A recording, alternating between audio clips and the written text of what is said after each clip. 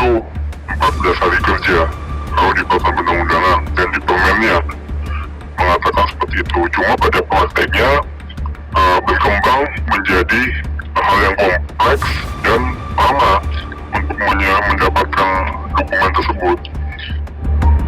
KP, tapi kita lebih menyarankan ada proses pembinaan terlebih dahulu. Dan saya kira kan nilai positifnya juga ada agar orang tidak sembarangan tanpa izin gitu melakukan reklamasi yang harus memenuhi ketentuan terutama PKKPRL-nya. Jadi memang ini maju kena mundur kena kan kita segel lama perusahaan tidak beroperasi, akhirnya aktivitas terhenti ya. Tapi kita laksanakan dia tidak memenuhi syarat, itu juga tidak dibolehkan melanggar PP.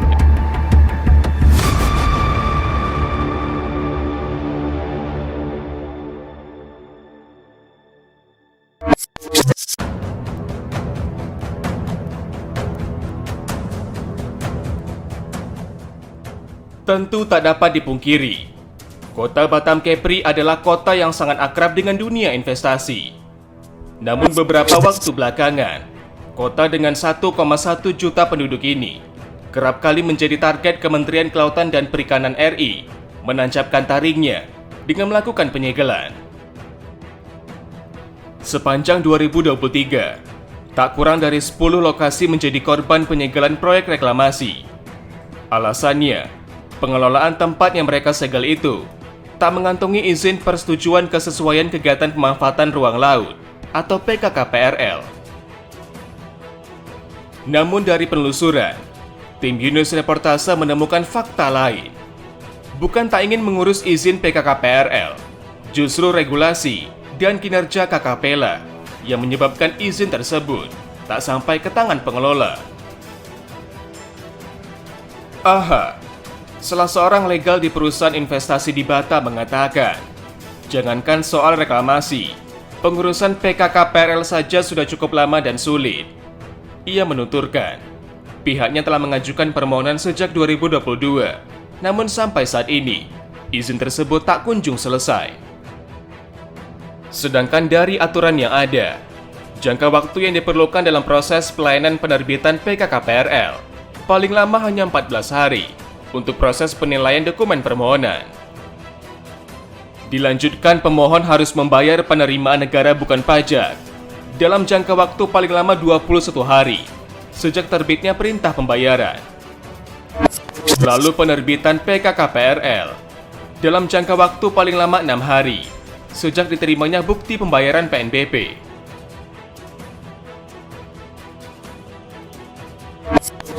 Begitu pula dalam Peraturan Menteri Kelautan dan Perikanan RI Nomor 28 Tahun 2021 tentang penyelenggaraan penataan ruang laut.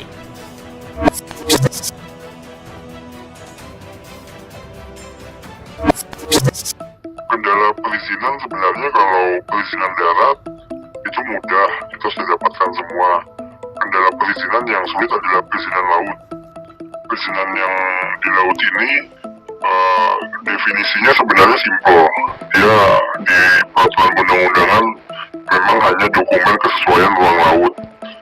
Tapi dan persyaratannya pun sebenarnya simpel. Kalau di peraturan perundang-undangan dengan jangka waktunya pun juga pendek, yaitu 14 hari kerja kalau di peraturan perundang-undangan, dan di permennya mengatakan seperti itu. Cuma pada prakteknya berkembang menjadi hal yang kompleks dan lama untuk mendapatkan dokumen tersebut.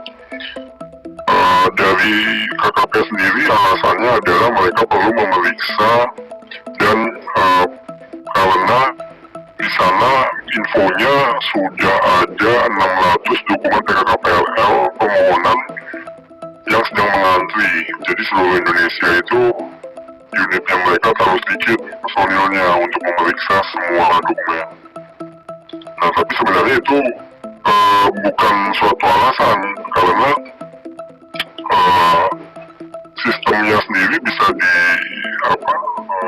di-upgrade, dan saya rasa untuk mengetahui kesesuaian ruang laut mereka hanya perlu membuka suatu sistem di komputer mereka, dan kita bahkan sendiri sekarang bisa lihat juga di peta tata ruang itu ada di, kalau kita googling mereka langsung keluar warnanya apa, apakah itu untuk industri, apakah peruntukannya untuk mangrove, apakah peruntukannya untuk perikanan, itu terlihat di peta aja. Sebenarnya kembali lagi, kalau memang mereka beralasan bahwa kekurangan personil, terus mereka beralasan bahwa verifikasi dokumennya itu sulit, alasannya itu perlu diklarifikasi oleh KKP. Bahkan saking lamanya, aktivitas di tempatnya sempat mendapatkan penyegelan dari KKP dengan dalih tak memiliki PKKPRL dan melakukan reklamasi. Dari penyegelan itu, perusahaan telah membayar denda sebesar 300 juta rupiah agar dapat kembali beroperasi. Ya, sebenarnya penyegelan sendiri ya kemarin masih kita berdebat lah dengan KKP perihal penyegelan, karena kami di sana tidak pernah melakukan reklamasi dan tidak memanfaatkan ruang laut, namun dilakukan penyegelan. Alasan dari mereka penyegelan itu karena ada daratan yang pada dasarnya bahkan sebelum dialokasi pada peta tahun 2018 sudah ada daratan di sana sebelum kami menerima tanah. Jadi ya, tapi untuk kita nggak mau nanti diperlambat lagi PKKPRL dan lain sebagainya, kami sudah membayarkan seluruh kewajiban kami termasuk denda dan sanksi-sanksi yang kurang lebih senilai 300 sekian juta kepada KKP, sudah dicabut mal. Dan sekarang saya juga menagih ke KKP untuk PKKPRL segera diterbitkan, karena jangan sampai ada denda lagi nanti. Anggapannya belum mendapatkan izin tapi ada daratan lagi ya, padahal itu sudah bayar juga ya dendanya. Jadi yang di sana semua sudah clean and clear ya. PKKPRL itu kita harusnya submit dari November 2022, tapi sampai sekarang masih belum terbit. Selain itu, AHA menilai regulasi saat ini menjadi kendala bagi para investor karena terlalu bertele-tele. Setidaknya, pemohon harus melalui beberapa sidang untuk mendapatkan dokumen perizinan. AHA berharap pemerintah dapat mempersingkat regulasi. Dengan demikian, apa yang pernah disebut oleh Presiden Joko Widodo soal mempermudah investasi dapat terwujud.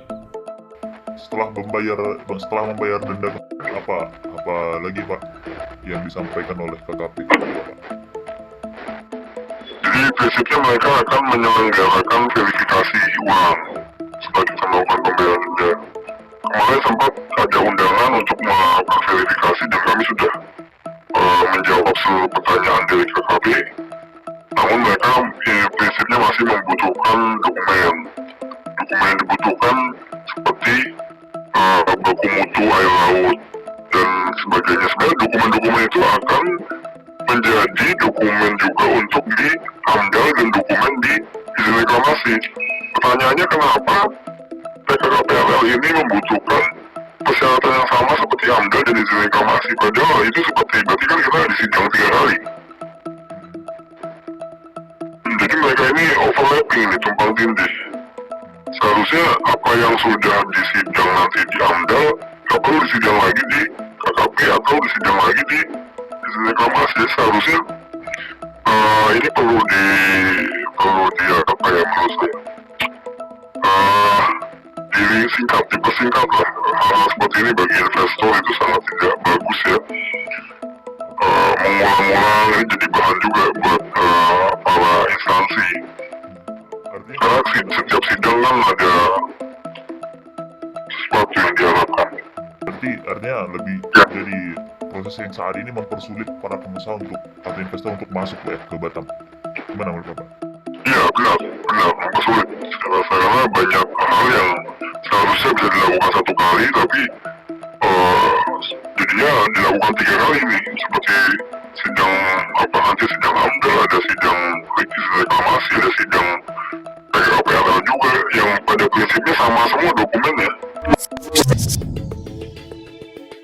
Dari pengakuan itu, kami mencoba mengkonfirmasi Kementerian Kelautan dan Perikanan. Namun surat yang kami layangkan tak kunjung berbalas. Dari keluhan itu, Ketua Komisi 2 DPRD Provinsi Kepri, Wahyu Wahyudin menilai hal tersebut merupakan titik lemah dari aturan yang ada, di mana Kepri tak mempunyai perda perihal pengelolaan ruang laut maupun reklamasi. Oleh sebab itu, seluruh kebijakan ada di tingkat pusat. Wahyu menilai kondisi itu sangat mengganggu investor dan berpotensi menghambat investasi. Sebab tak sedikit uang yang telah dikeluarkan, namun aktivitasnya tak berjalan karena penyegelan. Ya, inilah sebenarnya karena adanya Undang-Undang CK, Cipta Kerja itu, sehingga turunannya belum jelas.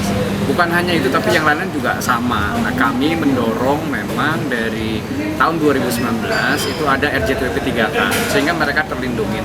Tetapi sampai saat ini itu belum disahkan oleh Kemendagri, karena mereka itu meminta supaya ada untuk RJTWP 3K ini tata ruangnya juga, jadi tata ruangnya darat juga gitu. Karena RJTWP 3K itu mengatur 0 sampai 12 mil. Sedangkan yang sekarang ini terkait yang di reklamasi itu kebanyakan di nolnya itu. Bahkan sebelum nol itu. Ini yang saya sayangkan adalah Kementerian PUPR karena terkait dengan tata ruang ini kan di PUPR. Ini sampai sekarang itu belum jelas gitu. Padahal Perda-nya sudah masuk ya ke DPRD, tetapi mereka belum selesai ya, belum selesai terkait dengan kajiannya. Kalau dampaknya untuk ekonomi khususnya investasi bagaimana, Pak? Ya, ini juga sangat sayangkan. Ini harusnya investasi terkait dengan hal tersebut kan banyak loh ya. Tetapi dengan mandeknya ini maka investasi ini agak sedikit terhambat. Ini disayangkan, jadi berdampak kepada pengangguran, tentunya ya ekonomi yang memang mulai turun. Ya, tetapi kalau ini seperti disahkan, saya kira ini dampak terhadap ekonominya cukup baik dan tentunya ke PAD-nya juga cukup baik juga untuk provinsi dan juga kabupaten kota. Sementara, Akademisi Ilmu Kelautan Umbra, Doni Abdillah menilai perusahaan di Batam kemungkinan kesulitan dalam melengkapi dokumen perizinan. Sebagaimana tercantum dalam PP Nomor 21 Tahun 2021 tentang penyelenggaraan penataan ruang, misalnya saja melakukan berbagai pengujian yang membutuhkan ahli tersendiri. Karena Batam tadi saya pikir banyak sekali usaha, hampir 100% di wilayah pesisirnya itu, mungkin kesulitannya itu adalah memenuhi, karena ini harus dilakukan oleh pihak ketiga. Perusahaan tidak akan mampu melakukan analisis kalau tidak punya ahli di bidang syarat yang telah dibutuhkan tadi. Sehingga pihak ketiga tadi yang mungkin belum ketemu oleh perusahaan, atau melakukan pihak ketiga yang tidak relevan, sehingga harus ada perbaikan nggak mampu dia penuhi. Jadi memang ini maju kena mundur kena kita segel lama, perusahaan tidak beroperasi, akhirnya aktivitas terhenti ya. Tapi kita laksanakan, dia tidak memenuhi syarat, itu juga tidak dibolehkan, melanggar PP. Dampaknya luar biasa. Nah, jadi kalau kita biarkan juga tidak memenuhi rusak dan sebagainya, kita apalagi dalam